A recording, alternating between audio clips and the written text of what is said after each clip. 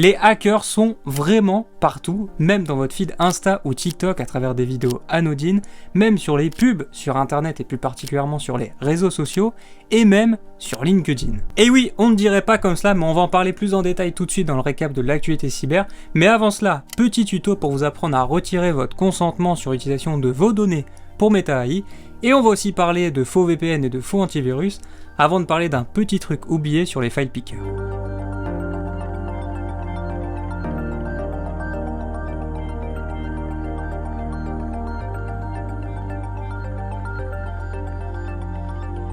Insta et globalement Meta ont donc commencé depuis le 27 mai à utiliser toutes vos données pour entraîner leur IA et vous ne pouvez rien y faire à part remplir ce formulaire. On vous avait prévenu il y a quelques semaines et c'est donc maintenant en application, mais tout ce que vous postez, publiez, likez, commentez et partagez est maintenant utilisé par Insta, Facebook et WhatsApp pour entraîner la super IA de Meta. Et cette semaine, j'en reparle pour vous montrer comment retirer votre consentement, en sachant qu'il va falloir le faire pour Insta, Facebook et WhatsApp si vous n'avez jamais relié vos comptes. Pour Insta, donc direction votre profil, puis le petit menu hamburger en haut pour scroller pour trouver le centre de confidentialité. Une fenêtre Meta va s'ouvrir et trouver l'article l'IA chez Meta, puis trouver la section envoyer une demande d'opposition et sélectionner informations que vous avez partagées sur les produits Meta. Scrollez en bas, ajoutez votre email de votre compte Insta, Facebook ou WhatsApp, puis cliquez sur envoyer. Peu de temps après, vous allez recevoir un email de Meta vous confirmant le retrait de votre consentement. Pour Facebook, c'est quasiment identique, direction votre profil, puis comment gérer vos informations, choisissez Meta IA, puis comment m'opposer au traitement de mes informations,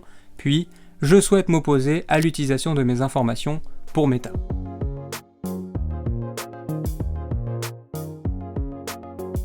Toujours vérifier ce que vous êtes en train d'installer devrait être votre ligne de conduite sur Internet. Juste après, ne faites confiance à personne. L'une des techniques des attaquants en ce moment, c'est de se faire passer pour des outils légitimes. Alors ça, c'est pas vraiment nouveau, puisque c'est littéralement ce qu'on appelait un cheval de Troie. Mais ce qui est nouveau, c'est que les attaquants n'ont plus peur de rien, pas même de se faire passer pour des outils de cybersécurité. On parle donc de faux VPN, de faux navigateurs, voire même parfois de faux antivirus, car des attaquants sont en train d'usurper l'identité de Bitdefender, et c'est une technique quand même assez fourbe, puisque ça vise des utilisateurs qui étaient à la base en train d'essayer de se sécuriser. Alors vouloir se sécuriser, s'équiper, c'est très bien, mais n'oubliez pas de penser à la cyber pendant que vous êtes en train de faire des trucs pour la cyber.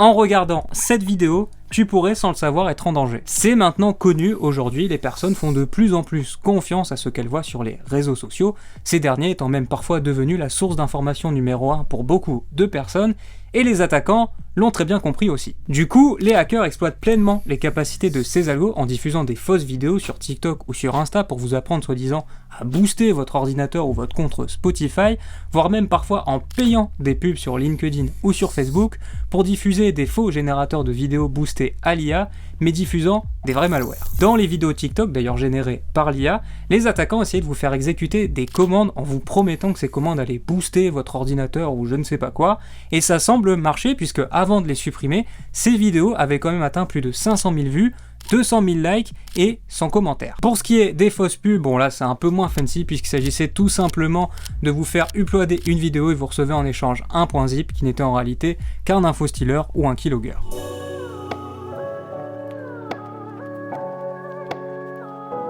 Si vous utilisez OneDrive, vos fichiers ont peut-être été consultés par n'importe qui et ce n'est même pas de votre faute. Cette fois-ci, on ne parle même pas d'une application usurpant une autre ou alors d'une attaque ultra évoluée, mais bel et bien du file picker OneDrive officiel de Microsoft qui contient une énorme vulnérabilité. Ce file picker, vous l'avez peut-être en réalité déjà utilisé, que ce soit sur ChatGPT ou sur d'autres sites, car c'est l'outil qui vous permet de sélectionner directement des fichiers sur votre OneDrive pour les uploader sur le site sans passer par la case téléchargement en local sur votre ordinateur, sauf que ces sites avaient accès en réalité à tout votre OneDrive et pas uniquement aux fichiers que vous aviez sélectionnés. Concrètement, cela signifie que sur n'importe quel site sur lequel vous avez utilisé le file picker, le site a pu récupérer au passage vos photos de vacances, et d'ailleurs c'est aussi le cas sur Android et sur iPhone. Lorsque vous donnez l'accès à toute votre galerie, l'application peut lire l'ensemble de vos photos. Et d'ailleurs, un peu en mode Black Mirror, c'est ce qu'utilise Facebook pour détecter lorsque vous supprimez une photo de vous, donc un selfie, pour vous recommander des produits de beauté dans les publicités, et encore plus si vous êtes une ado. Voilà pour le récap de l'actualité cyber de cette semaine. N'hésitez pas à nous dire ce que vous en avez pensé dans les commentaires, à liker, partager et à vous abonner si vous avez apprécié la vidéo. Et nous on se retrouve même heure, même jour, la semaine prochaine pour le prochain récap. Salut!